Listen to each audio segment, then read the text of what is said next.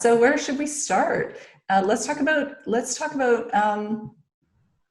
your transformation. Like, I'd love to hear for you. At the beginning of when we started our work together, you had an intention, and at the I end of had the an work, intention, yes, and it really was to allow myself to get in touch with what it was I needed to say and who I needed to be. For many years, I've had this sense that I feel like someone that's living inside a closet. I've often said I feel like a gay person that needs to come out of the closet. I'm not gay, and if I was, it doesn't really matter. But and that's why I called the story Out of the Closet. And I didn't really know what I was looking for, but there was something there. And then I trusted the process. When we started with the somatic practices, at first I had a bit of a challenge. There was some emotion that came out with doing them, but I kept on doing them every day. And little by little, I started to feel some shifts in my body. Then I felt some emotional releases, and they were just fine. It was like stuff that just had to pass through me. It just came in and left. And then I started to really enjoy the practices. And then when we got into crafting the story, I'm thinking, oh my goodness, well, what do I talk about? I have got so many stories I could talk about. I mean, which one? I could just pull one from a hat. But there were two specific instances in my life that were pivotal to me. And I wasn't sure how we could put them together. And little by little, they came together. And then I was like, I can't do this. Oh no, I can't say this. I mean, I literally was, I was feeling the shame that I walked around with for so many years, the guilt of behaviors, different things. And I thought, I just can't do this. There's a whole section of people that they don't really know my life. Well, they don't have to know my life. I'm not telling them I'm not telling them the details. I'm just saying, I'm telling a story. And then little by little, with your amazing guidance, how we passed it down, passed the story down. And in the end, it's like, oh, wow, there's a story here, Claire. Look at this story. And by the time the recording came, I have to tell you, I just loved it. I was in it. This was me. And I felt, wow. Yeah. No shame, no guilt. It's like standing in my power, standing in a level of openness, vulnerability, and going, wow, look at this. Isn't this fabulous? I just loved it. amazing. This is you. I love how you describe it, Claire, because it's what it's all about, right? Because even like yourself, you are an amazing, accomplished woman. You've already accomplished so much. When you come in people's presence, you're powerful, right? You can speak, you're funny. But there was this last bit, right? So I was talk about that sort of last 5% of what we're holding back. Yeah. Inside of those embodied patterns of shame. And so like how you described it, that's why we start with the deep somatic work and the embodiment center work before we get to the story. The ultimate shift, because it's as if a light switch went off. Mm-hmm. It was when you brought to my attention about how I use my humor. That I can, on occasion, use it in a self-deprecating way and a way to devalue myself. And it takes away from anything I'm trying to say. And when you first mentioned that, it was like, oh my God, I don't do that. And I thought, yes, you do that, Claire. It's an avoidance. I didn't want to really be in that experience because it was very painful at the time. And once I saw that, it was like, I can do this. I can do this. And I did it. Exactly. And as soon as that shift took place,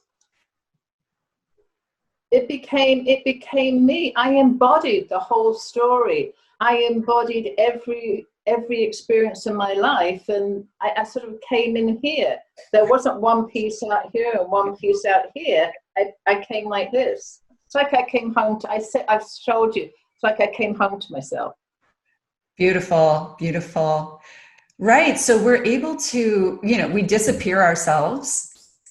We disappear ourselves on social media. We disappear ourselves in our families, in our homes, in subtle ways that are embodied, and they can be in the way we speak. It's not about body language. It's just about the shape we're taking and how we're moving. And when you let that go, because we were practicing the story and the habits start to show up, you just dropped in, like, actually, look how you look. I mean, everyone says that knows you. We just somatically relax when we're aligned. And you're just so radiant and youthful. And can you sense, like, you feel different, right?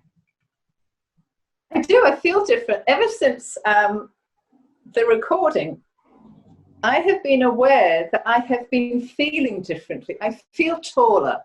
Yeah. I feel more expansive.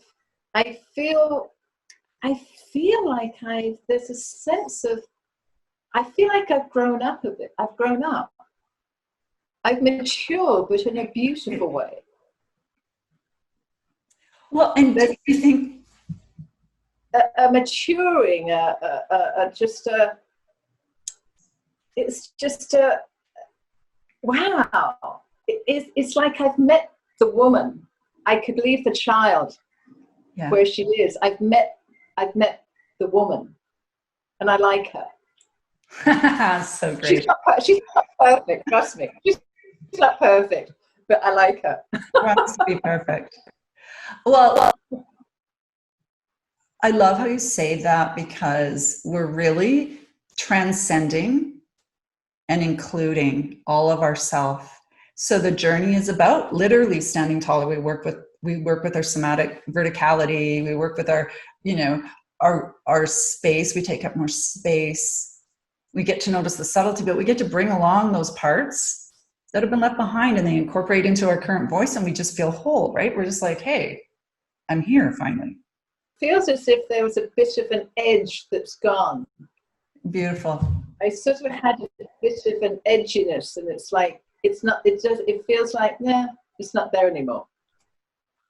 Awesome. And everybody, we have a bit of a internet delay going on between Claire and I. So if we sound like we're talking over each other, it's just because there's a little bit of a delay here. So we're really not.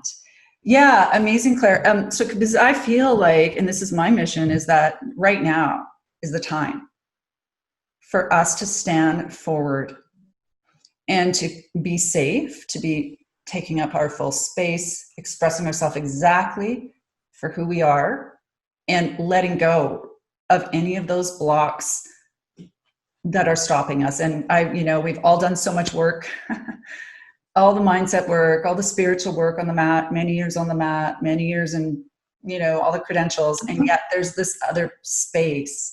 And once you step over that, what can you do? Like, so what's shifted for you, and what you feel like you can do in the world? There's a level of just knowing about who I am, and a level of confidence, and a level of comfort, a level of well, it's about time, isn't it? There's that's the self-deprecating humor bit, isn't it? I realize. Yeah. But it's the irony is a lot of people see me one way, but the people who are really close to me have seen something different. And with what this transformation did, it allowed me to see it. Mm-hmm. I was disconnected from it. So I have connected with myself, and now from that connected place, I feel that I am finally whole.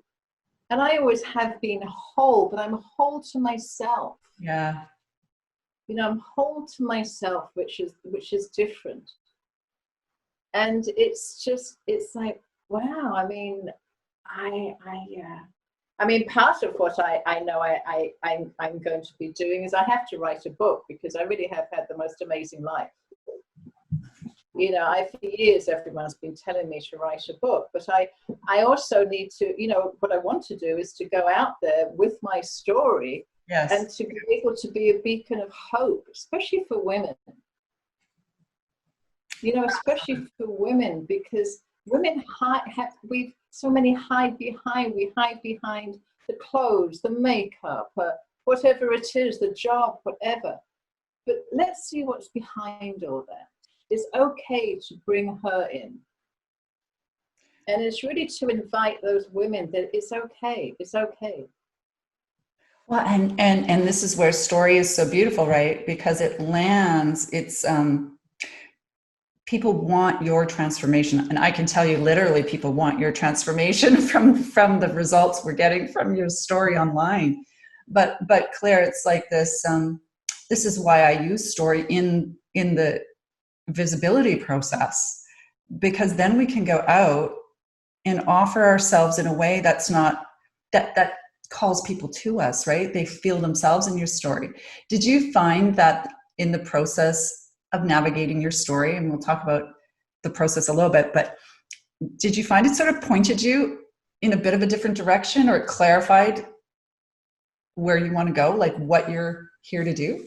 Well, my coaching, my coaching niche had been one coaching niche. And I realized by doing this process that I was limiting myself in what I was offering. That there's so much more than what I was offering. And that was quite an awareness to me. But that is all part and parcel of being disconnected from myself. Yeah, amazing. It's so funny because nobody would have thought you were disconnected from ourselves. No. That wide circle, No. a global circle that we're part of. No. And no one would say Claire was disconnected. But now when they talk to you, it's like, no. Whoa, Claire, who are you now? Because there is that, right? It's like we're, you know, this work is like plugging us in and really turning on all our resources. Yeah, it's like all the spark plugs are lit right now. Yeah, I love it. I'm curious, couple of questions I have. One is, has it impacted you in your relationships, like your really intimate relationships? Oh my goodness, yes. As I was going through the process, about halfway through, my husband said to me, he said, you know, I really see this process is really having an effect on you. And I said, well, what do you mean? And he said, you're a little bit softer. You know, he said, there's a softening. And he said, I really can't exactly put all the words to it, but it's different. You're different. And he found it very attractive. But not only that, but I've watched him make some changes as well. I mean, what it has done to our communication and just to how we are with each other. I mean, we've always got on famously. We're great friends and we really love each other. But going through this process has had a profound effect on how we relate to each other. Beautiful. He now has a true sense of who I am. He always did, but he gets it at a deeper level now. You know, when we work through these embodied shapes, the contraction, the force that we work with, and we land in this place of sovereignty, and then we start to feel it for ourselves, others can just access us, and we change ourselves and others. It's amazing. It's at a level of, it's a profound level of truth, and we literally shift into comfort with our own self. And it really is, because Yeah, I mean, either with being in that red light or that green light, people can have there's a slight aversion somehow. There's a lack of authenticity. Yes. In either one. But standing now is effortless. Right. There's no effort, it's effortless. And it's as if I used to meet some people who go, there was just something about them. You couldn't put your finger on it, but there was just something that was attractive. Right. And that's what this process feels like. I don't feel like I have to effort. I just have to be me. Right. So well said. And so this is really, I mean, that really is my mission in the world, because, you know, I support very conscious, very awake, aware, and smart women, accomplished, just to land further in themselves so they can be the leaders, they can be the entrepreneurs, the coaches, the people, the wife, the mother they're meant to be. And it's just, it's fun. I wondered for you, I want to ask you about your experience with the community, the chrysalis, the women who are working together as part of this. Was that an important element to you, or what? Crucial. I mean, throughout the years, I've really come to really honor, respect, and love the support that women can give to each other. And in this particular group of women, and there were just a few of us in our group, and the love and the support is just, you can't put words to it. It's as if we held the space for each other. No judgment, no opinions, we just held the space for each other. And that's, for a woman to do that with another woman is wonderful. We need that as women. Women need to be there holding spaces for women so they can grow and bloom. Because that's who we're meant to be. Absolutely. And there's a sense of this collective witnessing, because we're really, I mean, the women who come in, you were very vulnerable, Claire. You were willing to do the work. I mean, you're like, I know I'm doing this. And we're letting go old trauma pathways, right? That are literally wired into the body, and they're literally shaping us. And so we're doing that very vulnerably in the witness of others. And there's something about that collective field of witnessing the release and the love and acceptance of all that's there, that I think just amplifies us so much. And like, we can go so much further than we can on our own. Part of the piece of standing forward in visibility is to be able to be witnessed in those and supported in those vulnerable places. And you are such a wonderful witness for others. Like, I just want to say what your presence in the group did for other people, supporting them. And you know, this is a deep commitment.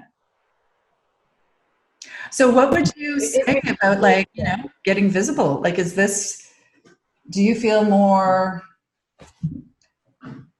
bold and visible? I feel more bold and visible. It's wonderful to give back. Yeah. You know, there's one thing to receive, but as we give, we receive. It's you know, it just once it's an energy ball. It just, you know, it goes in circles. But there's so much. It's wonderful to be able to support other women, and it's wonderful to receive. And it's just getting into that flow that we created between us. All of us did. Absolutely. And I know a couple of the women weren't able to continue through one reason or another. And I still thought about them, you know, because I knew that they were with us in spirit. Exactly. And we were going through a tough time in the COVID period, right? And so this was a really great thing for us to have as dealing with old trauma that might have been triggered, but also releasing that shame and stepping forward.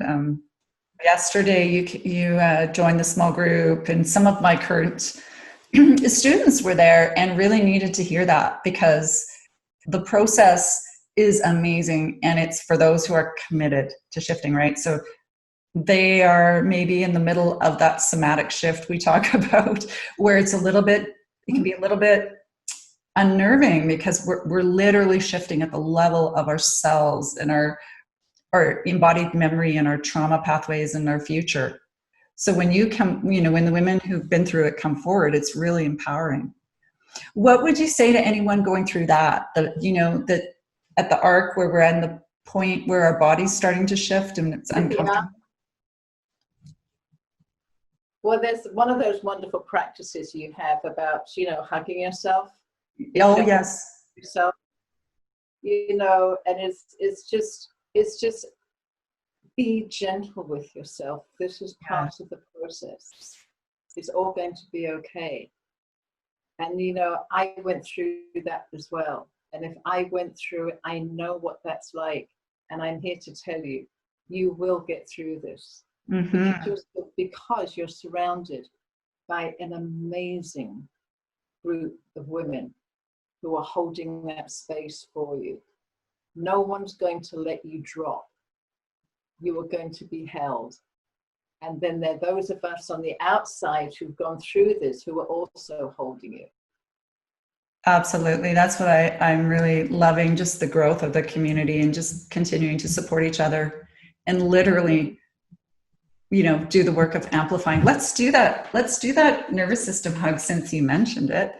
The nervous system hug? Oh, yeah. The hug is a way for us to downregulate our nervous system. Yeah, you show us. Okay. So with your right hand, you put it under your left arm, and then you get your left arm and hug your right shoulder, and then you just hug yourself. And you can take 3 slow, deep breaths.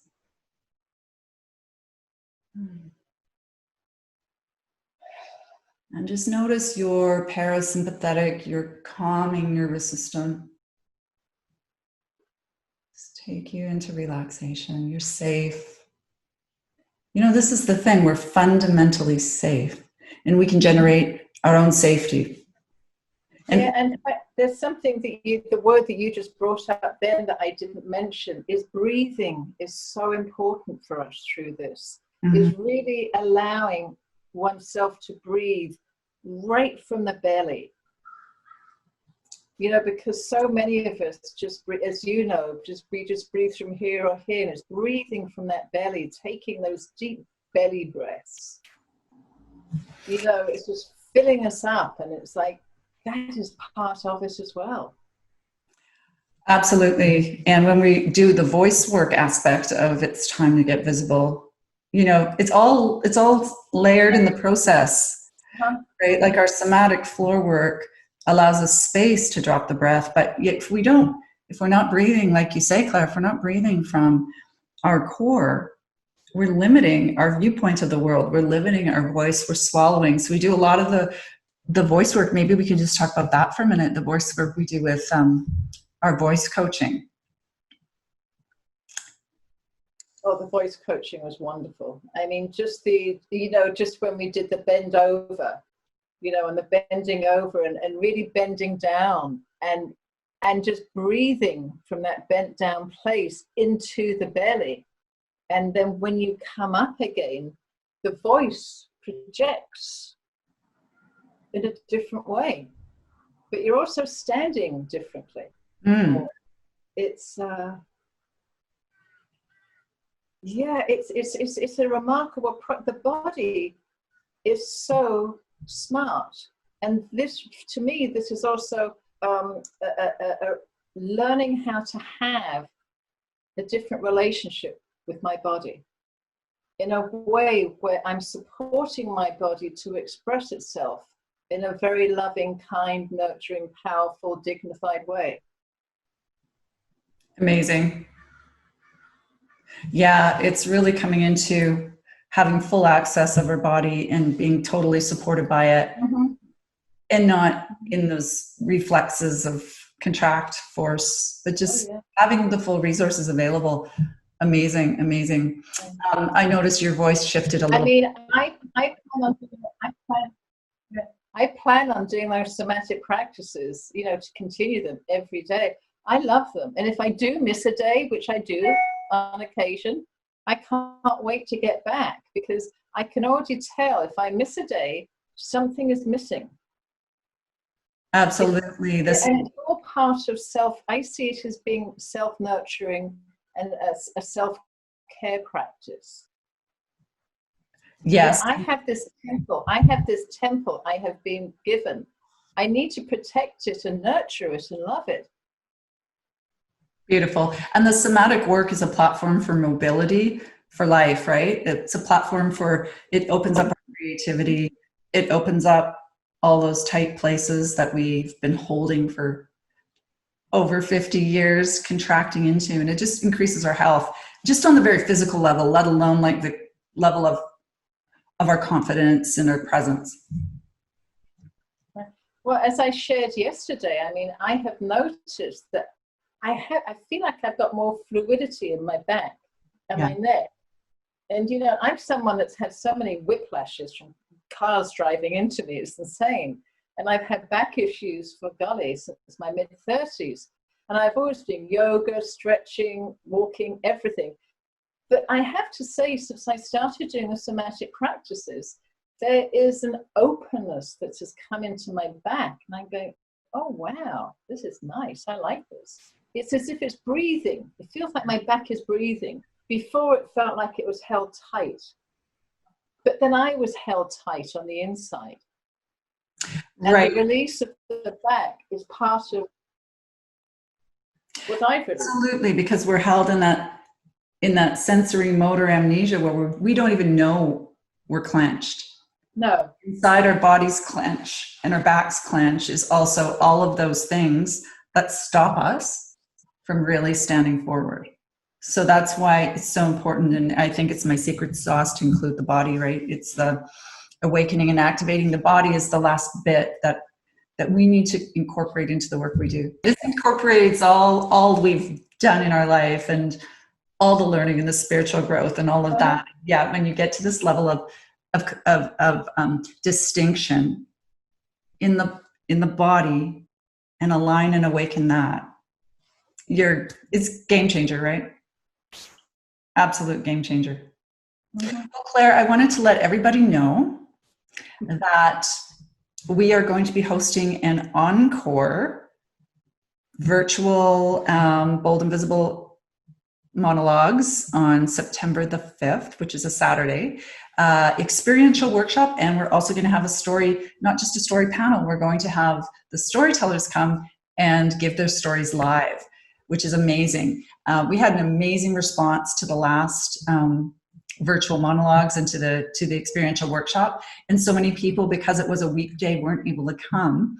And so we are hosting it on a Saturday in September. So it's going to be amazing. I'm going to be putting a link to that in the coming days. And you're going to be there to tell your story live.